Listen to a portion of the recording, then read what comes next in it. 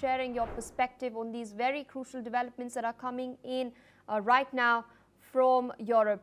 Meanwhile, viewers, we're shifting our focus towards what's transpiring in the United States of America. We're learning that a mass shooting at a Catholic school in South Minneapolis has left 2 children dead and 17 others wounded in what federal authorities are now investigating as an act of domestic terrorism and a hate crime targeting Catholics. The attacker has been identified as 23-year-old Robin Westman.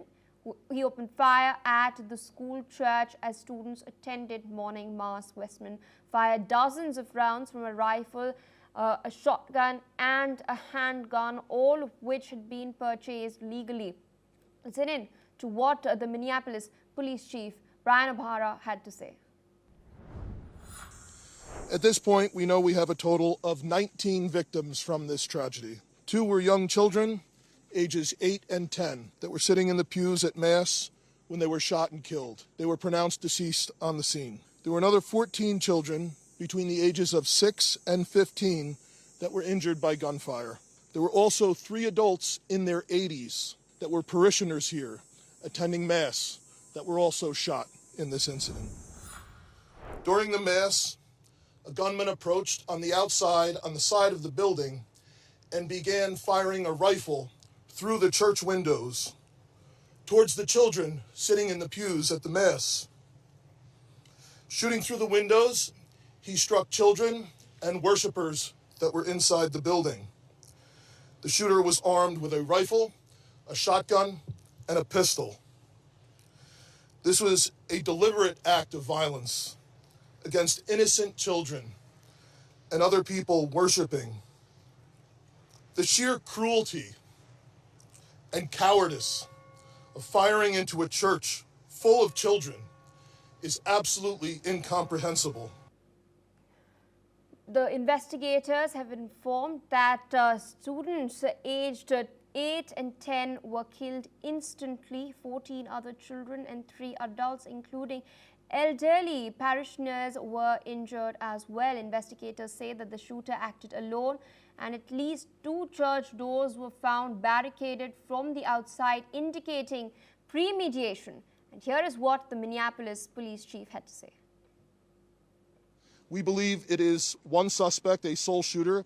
We believe he is deceased. He is in his early 20s, does not have an extensive known criminal history, and we are looking through information left behind to try and determine some type of motive. You've just heard the authorities confirm that Westman had no prior criminal record but had personal ties to the school as a former student. The police has also recovered additional weapons and writings from Westman's home, along with online videos posted to YouTube before the attack. Now, in the aftermath, U.S. President Donald Trump has ordered all U.S. flags to be flown at half-mast through August 31st and has posted condolences on social media. Pope Leo XIV, the first American Pope, has also issued a statement expressing deep sorrow and prayers for the victims and the victims' families as well. The investigation currently remains ongoing.